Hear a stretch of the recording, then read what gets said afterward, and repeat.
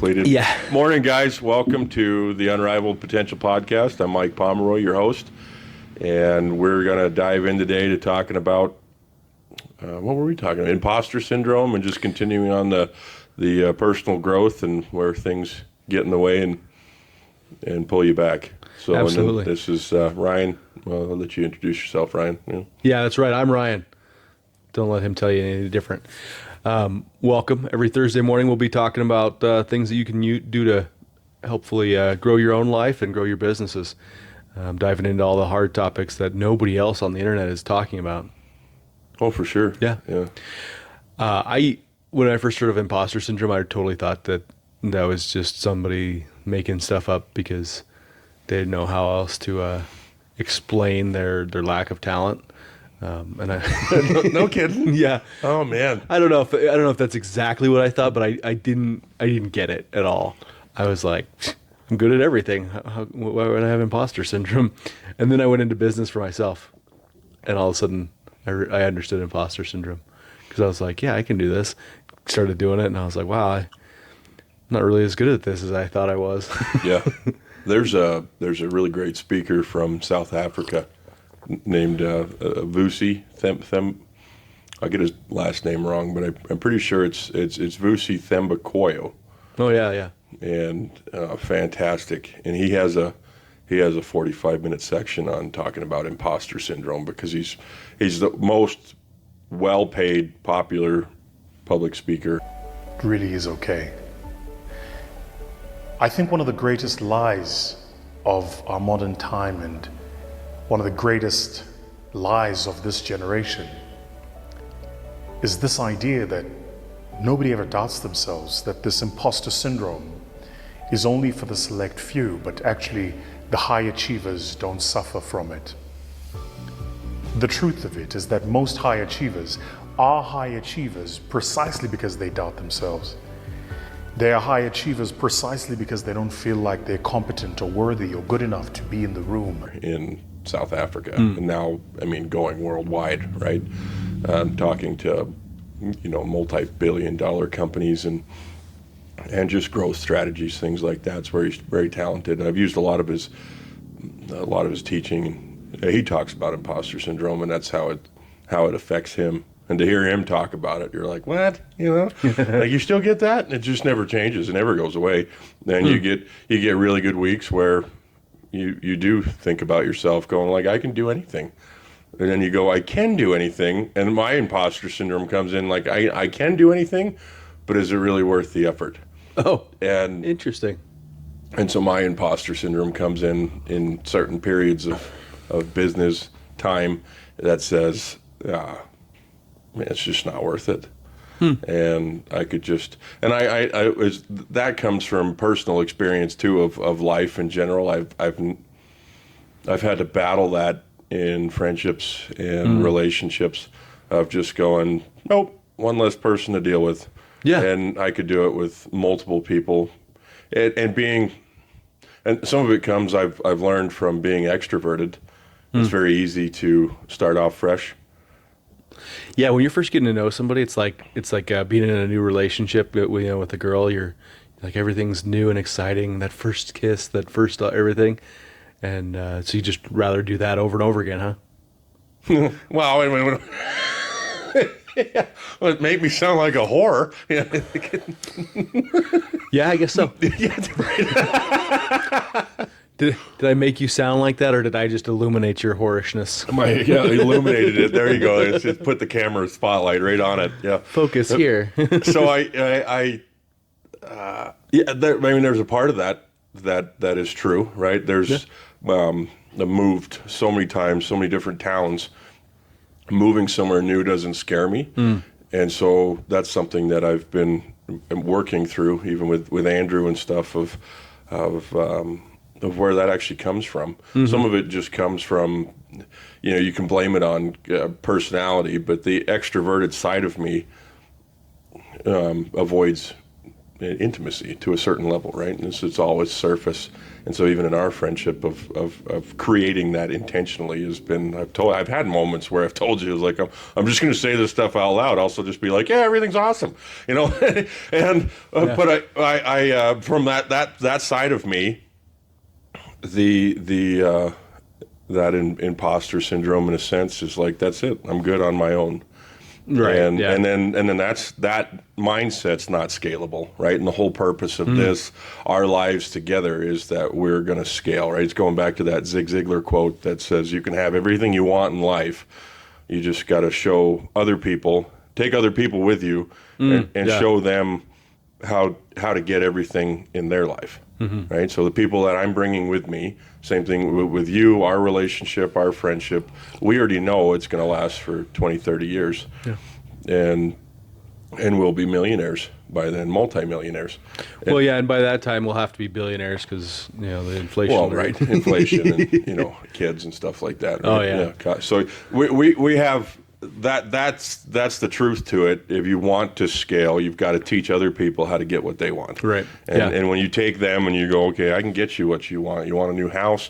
This is how you're going to get it. I'm going to bring you with me. This is what I want, which is a higher level. Some people don't want that because it's exhausting, right? So absolutely. You just show them what they want. You bring them with you. And my tendency is to eliminate all of them in my life and just go, it's just me. And it's less stress, but it's not, you know, I mean, 30 years from now, I'd be a lonely, miserable old man, you know?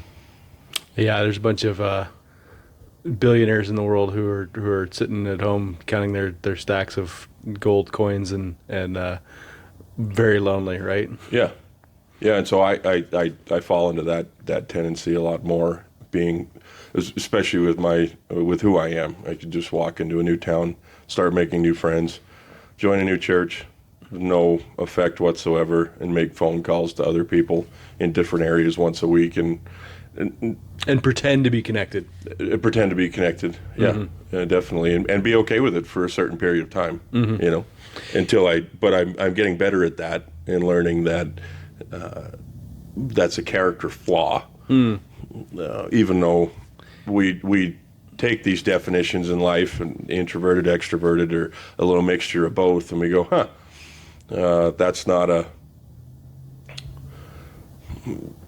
what I want out of life eventually. And I have to look further, because if I look at the now, and it was times like this when Jess and I were involved in church and we had couples over, I realized that in a crowd of 50 people is where I excelled, you know, and would bring in the humor, make everyone laugh, and then exit. Like, oh, Mike's awesome. You know, like, I can't believe he could be that person. One-on-one conversation was more difficult for me, and Jess was better at that. And it was because of a lack of intimacy, or dealing with, even now currently through business, dealing with confrontation in a successful way, right? Yeah, not when you're extroverted, running off, or when you're extroverted, you can avoid confrontation like the plague. Just because I can always redirect the conversation to something funny and take it away from the subject at hand. And redirection is a handy skill, but it needs to be tamed to a certain degree, right? Yep. Well, everything you're talking about here, they're strengths that God's given you, that if you, it's like superpowers. If used for good, you're a superhero. If not, you're the villain. And you were using these talents that God had given you to avoid connection and avoid growth and avoid, any real substance in your life. You were just like, I'm going to make a lot of friends and nobody will know that I'm, for me it was, nobody will know that I'm an alcoholic. And when you were talking there, I was feeling a little convicted and like, oh, that doesn't seem familiar at all. Yeah. I'm the only one dealing with it, right? Yeah. Yeah. It's just all you, Mike. Everybody else has got it figured out. So, well, I think the power of these conversations is you become relatable when you start talking about that things that it's taken a lot of deep processing to realize that in myself, because we often look at ourselves and go, I'm good, I'm okay. Well, I am. I am proud of who I am. I'm proud of what I've become and what I've worked on. But what was the journey to get to that, and what am I struggling with now? Right. Imposter syndrome still comes in and says, it's not worth all of this effort that I'm putting in. How many businesses do we know of, especially in the trades, that used to have 10, 15 guys, they got exhausted, burned out, and then they went back to just them. Yeah. They're like, oh, life's so much easier like this. Yep. Well, I got one apprentice or one guy who carries the heavy stuff, and I make just as much money as I used to, just without the headache. yeah. Oh, yeah. I mean, every week I hear something like that. Yeah. And deep down that it's them, not, and not knowing business, and not wanting to change inside.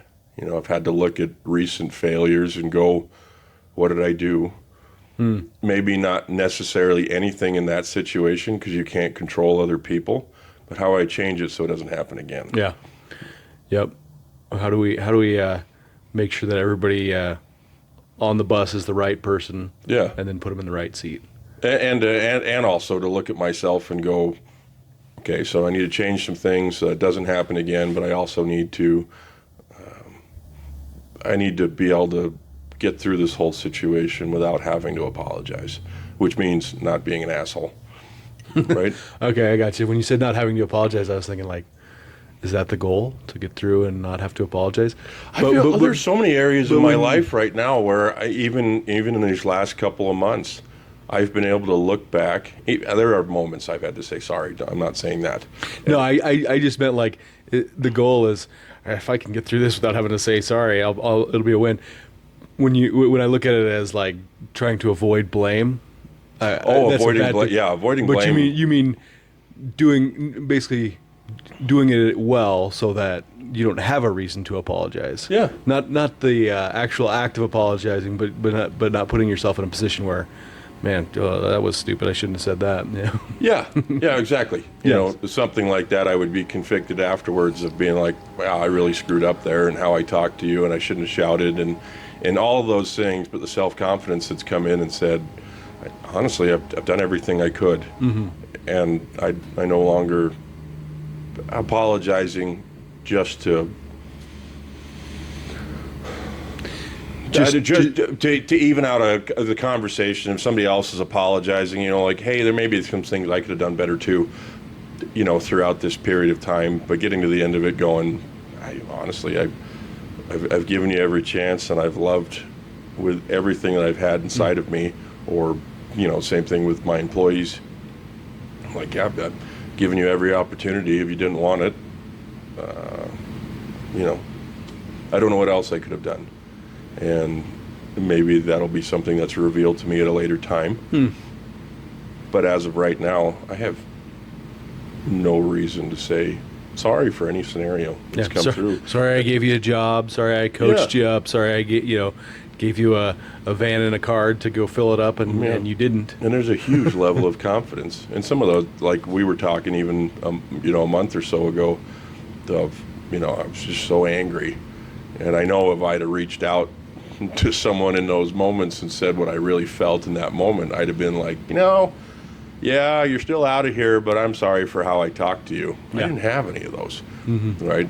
But the imposter comes in and says, yeah, you're still that idiot who ruined his life, or whatever. Yeah, absolutely. Yeah. And some of it is just purely, psychological or spiritual, and whether you think it's just human nature or the devil chirping in your ear that you're not good enough. You'll never be good enough. Yeah. Things like that. That's gonna. I think it's gonna be with people. Every person to an extent forever. No matter how successful you are, no matter how much you work on yourself. In some ways, the more you work on yourself, the more you might be aware of it. If you're over there just floating along through life like a turd in a river, you might think, oh, no, I'm good. I'm always good. Well, you're going to have more people in your life, just depending on who you bring into your life, that are constantly going to remind you of those moments. Yeah. Yeah, if you actually build relationships and get close to people, you'll have more opportunities to think, oh, did I handle that right? As opposed to, all those surface level relationships of like, hey, good to see you next week, you know. So, well, But then, yeah, and good for you recognizing that though. Well, it's taken a little bit, you know. But But lots of uncomfortable scenarios that have brought me to a place of, and the daily habits that we talked about even just a couple of weeks ago, that I've been able to look back and go, no, I am okay. Like I handled this right. There was nothing else I could do. It was out of my control. I put the control on somebody else, and they did what they felt like they needed to do. But I don't need to be reminded constantly of who I was. right. I know who I was and well aware, and I never want them to come back, you know? Yeah, that's some people in your life, your growth makes them uncomfortable. So they go, oh, let me tear this person back down so that they're back at the level of me, whether that's like an old high school friend or family members, you know, especially people that you're, that you've known for a long time. And they go, oh, who do you think you are? Yep. Being all mature and wise and stuff. Oh, you're just pretending to be this person. No, this is who I'm really working on and trying to be. But if they're not working on themselves or they aren't mature enough to appreciate it, your growth makes them. It just shines that spotlight on. Hey, I'm not growing. This person is, and so they'll just try to pull you back down and make you feel like an imposter. Yeah. So yeah, like you were talking about earlier, the value of this is everybody does it, but when they see, you know, multi-million-dollar business owner, they don't think, oh yeah, he's feeling it too. He's going through the same challenges. They're thinking, oh yeah, he may have used to done that, but now he's through it and he's good. No. Because if you get stuck, the business gets stuck, right? We do see the people. This is my most common thought, is that I could get rid of all this stress, and I could go make $500,000 a year, possibly more, just working in the field, right? Which is not what I want, but I could. No stress, $500,000 a year. That's good wages. I could have a really great life, all of those things, just doing what I'm good at. The only way to take that, and then so that thought comes in often when stress happens, and I'm like, get rid of it all, go make $500,000 a year. And I was like, that's not what I want. And you have to sit back down and read your goals and go, what do I want? Okay, so what do I need to change? Well, obviously I need to handle stress better, and the growth that comes through that of like, well, how do I handle stress better? Is it because I'm, drinking the whiskey off the shelf up there, or am I learning? For me, this was huge. I have to have uncomfortable conversations, and I don't like. Nobody does. I listen to Jordan Peterson like this, and and they were saying like, well, it seems like you really enjoy confrontation because he's always confronting issues. He's like, no, like, I don't want to come on this stage and then be asked all these questions, and I don't enjoy this confrontation, but it needs to happen. And he goes, we're talking about subjects that are imperative. And if you guys don't know who Jordan Peterson is, check him out. He's got a lot of really good insight, not only in your own personal life, but especially for younger men. Who do you want to be? Confrontation is a huge part of that, and learning how to confront well is not only a sales skill. Oh yeah, yeah. But it's also it's going to benefit you completely in life. And so we always have a natural tendency to avoid confrontation completely. And you and I remember that quote that, it's avoiding confrontation means that it's going to be elated the next time you get to it. So just get it over with. Yeah. Think it through if you need to, so that you don't come across sounding like an idiot and accentuate the whole situation. But take the time and learn what, figure out what you need to say and have the confrontation, and you'll grow from it. Yeah, confrontation avoided is confrontation multiplied, right? Exactly, yeah. Yeah. I don't know how many times I've done that. And I wish, where were you 20 years ago, Mike? Sure. I think we were just going through where I was on that paperwork. Oh, yeah. Mike's rap sheet. Yeah.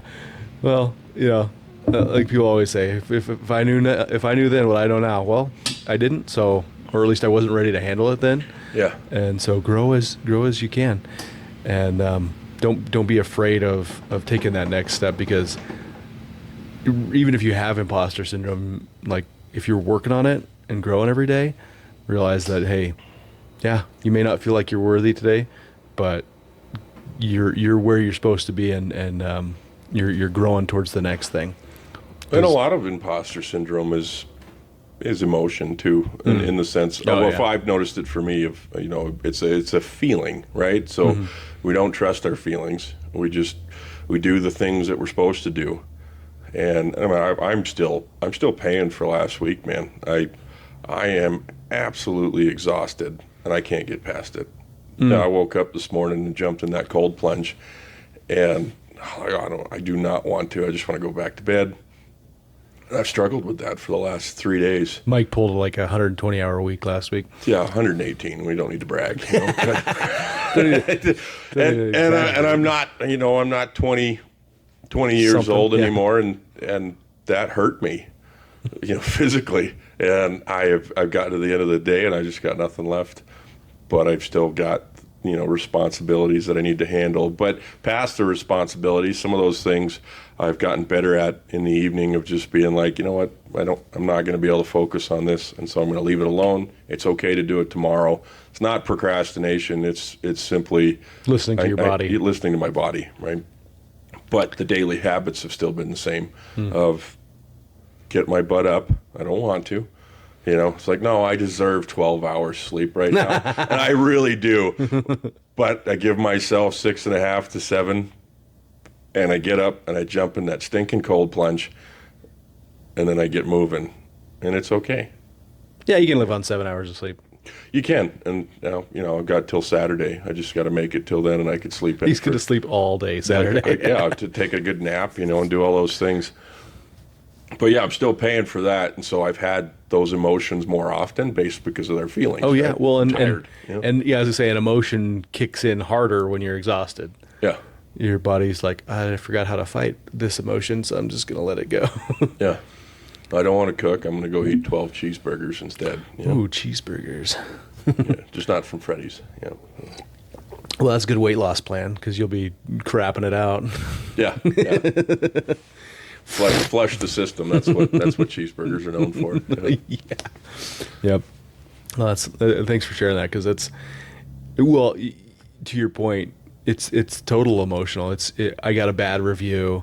Customer yelled at me, told me I'm too expensive, whatever it is, and all of a sudden you're like, am I too expensive? Do I need to change my pricing? Do I, maybe I'm not as good at plumbing as I thought I was, or this company's not doing as good as we thought. No, just tell those thoughts to shut up, get back to work, and keep working on getting better. Well, I thought on that point too, Ryan, is the process that happened with pricing, right? Yeah. Never been told no, and then we switched into.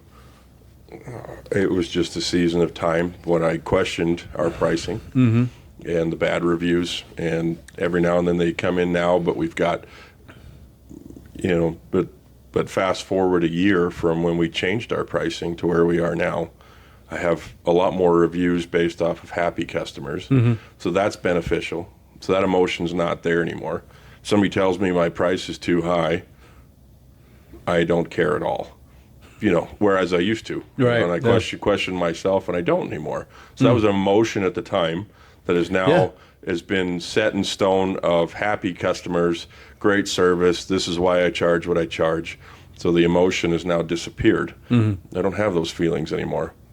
Right. And then during that process, when the first moment happened where I felt that I didn't care anymore when somebody complained about pricing, I was like, maybe I'm being a bit of an ass. Maybe I'm just being stubborn in this. And then I had to process through that, and I went, no, I'm not. This is simply my numbers. And then you get the emotion out of it, and then you run your business like you're supposed to do. But if I'd gotten stuck in those emotions, avoided that confrontation, then I'd have lowered my prices back down. And a lot of people in my life, not just customers, I'm like, yeah, your prices are too high. Not even that, other business owners too, right? And then you doubt yourself because nobody else around you is doing it.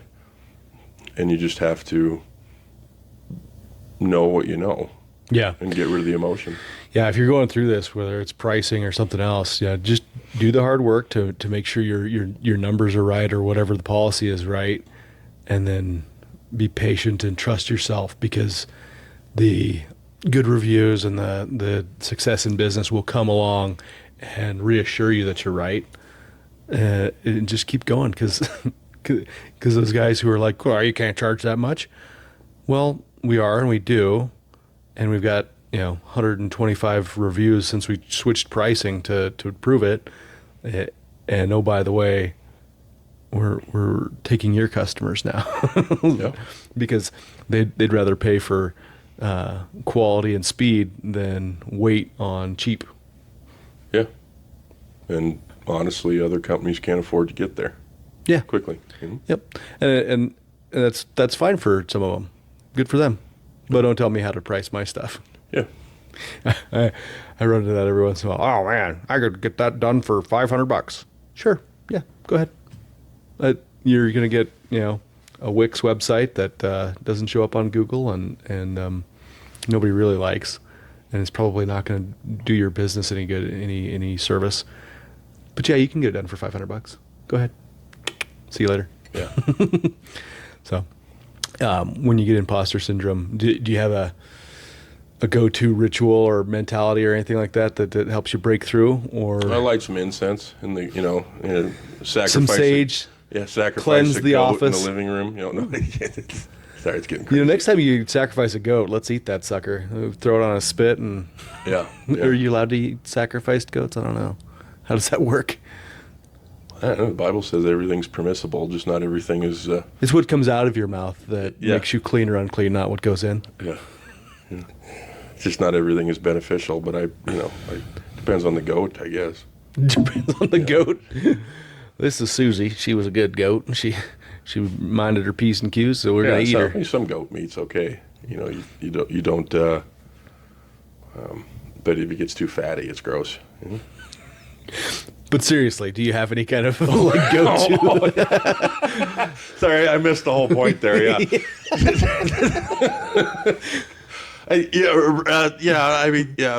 Not rituals, right? If I'm dealing with imposter syndrome a lot, it's sticking to the routine, and then journaling's a big part of it, of writing down, because I'm able to feel the emotion inside of me and then write it down, and so I'm processing it while I'm writing it, and then normally I can see a different perspective or use it to confirm what I'm doing, right?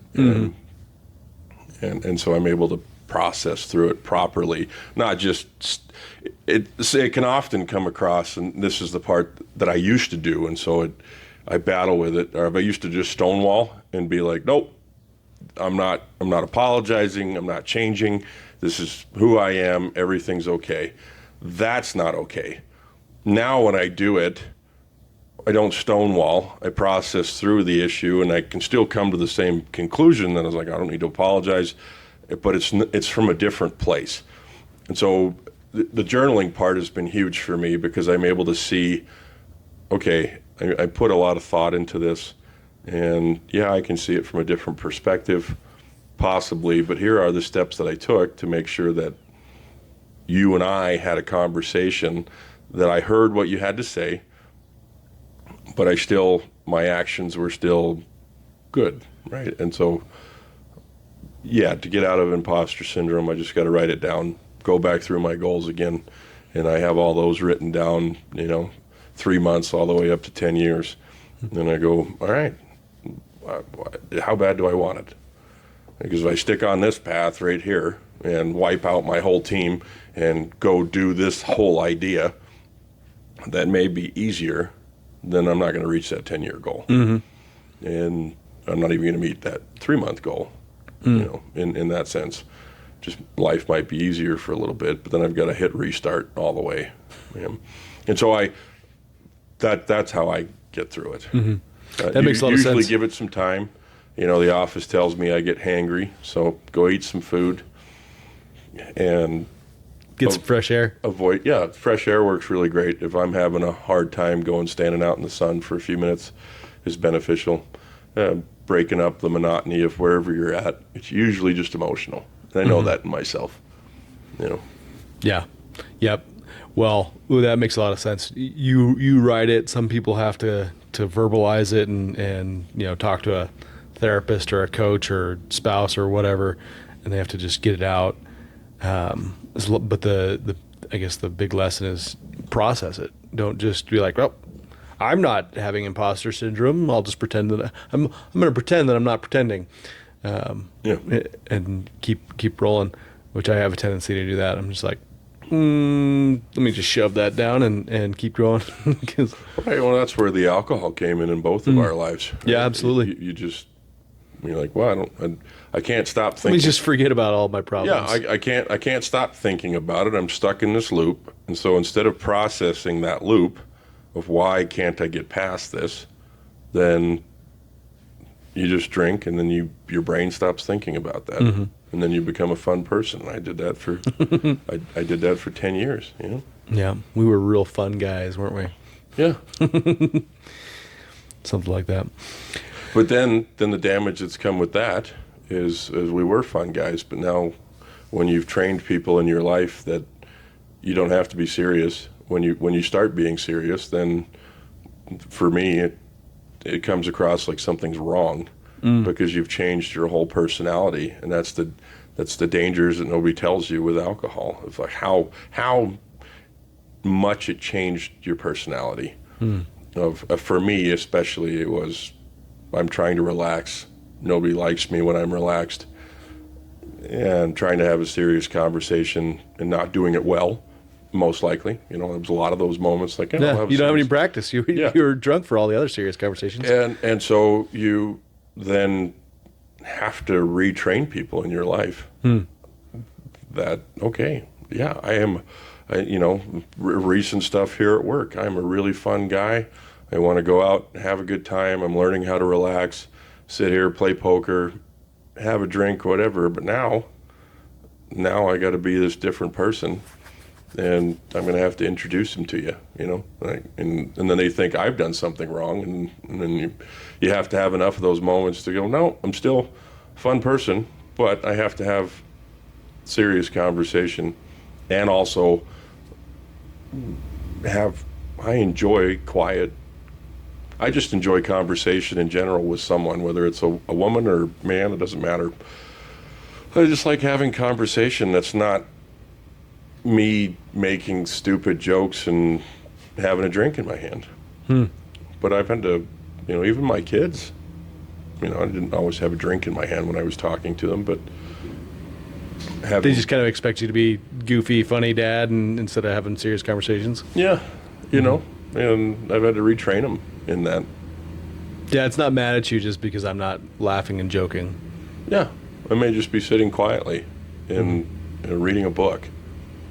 And it's not their fault. I trained them, and that's all I knew how to do was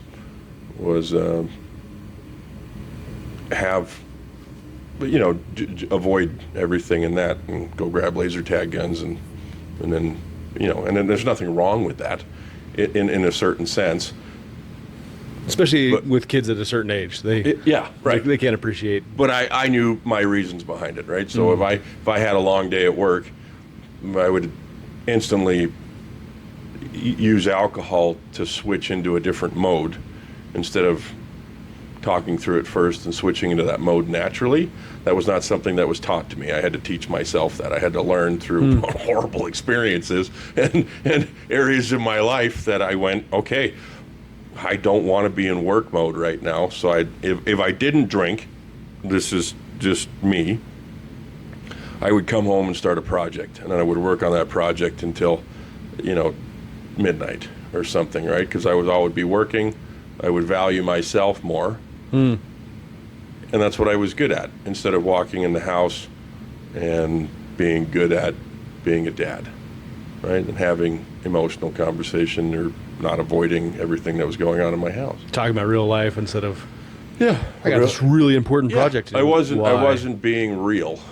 I was just making up. I made a lot of projects up. Always had something to do, right? And I created that to where I didn't need to relax. Didn't like relaxing, and figured out why. Because relaxing meant that, one, people didn't like me, or that was the perception, or I would think about stuff that I needed to work on in my relationships, and Who wants to do that? yeah. That's good. Well, thanks for sharing that. That's so, and it is interesting how everybody deals with it differently, because I don't have that gotta work, have a project gene is in the same way that you do. I think I was dealing with depression in a different way. Just that's what I was like, wow, you're a real screw up, Ryan. Well, let's drink and forget about it. I've had those moments too. Yeah. And most of mine I've learned was anxiety of feeling like I had to be doing something. You know. Interesting.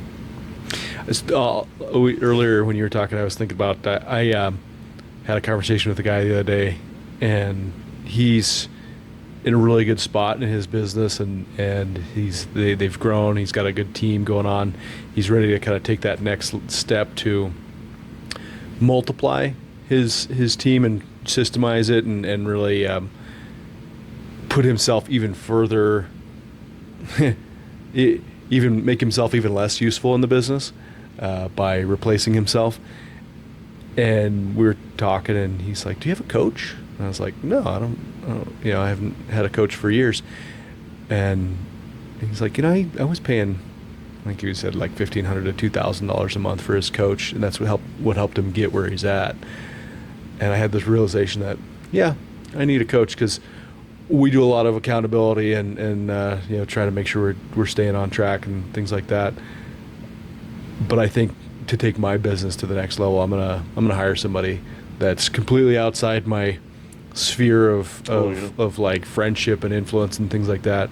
Somebody who can just say, "Hey, this doesn't make any sense, either business wise or personal or anything like that," that I can just get an objective point of view from. And that for me is part of what gives me imposter syndrome. They're gonna I'm afraid they're gonna look at what I think is Oh yeah. pretty good, or at least I can shine it up real good to make it look like to outsiders that I have a real business and it's going great. And I'm gonna show them, and they're gonna be like, "Oh, so do you like to be disorganized and not have an accounting system?" Yeah, I kind of do. Yeah. So that's what inspired the at least the most recent bout of imposter syndrome. Like, That was when I went golfing 2 weekends ago, and that old man came up and gave me some insight on my golf swing. Did I tell you about this? no. Oh, so I'm at the range. Oh yeah, you told me that he helped you with your swing. Yeah. Oh well, I mean, it started off like this though. He's like, "You're swinging wrong." And Thanks, old man. yeah, and I was like, "Oh," I was like, "Well, I am terrible at this game." And he said, "Hey, you're holding your hands wrong too." I was like, "Well, if I hold my hands the other way, which is the way I've been taught, or people were telling me, but I refused because I'm like goofy like that way." And he's like, "Well, then you're always just gonna suck." And he told me that straight up. Ouch. And I was like, all right, I guess I'll switch this over, because the goal was to get better at golf. If I'm going to do something, I better get better at it, else I'm just going to get bored of it. And so I switched my hands, and within 20 minutes or 20 swings, I was hitting the ball exactly like I should. And that's the same thing in business and career, right? Okay. Well, I told him, I'm like, well, I tried the other way, it didn't work. So I'm going to hold it this way. You're always just going to suck then. That's fine if you want to make that choice. Well done, old man. Yeah, and what a lesson in life when you get somebody that's more successful, as he was in golfing. Mm-hmm. And am I going to listen to his advice, or just stick in my stubbornness and never change? I don't want to never change. Maybe several years ago, but yeah, it's like, so I switched my hands.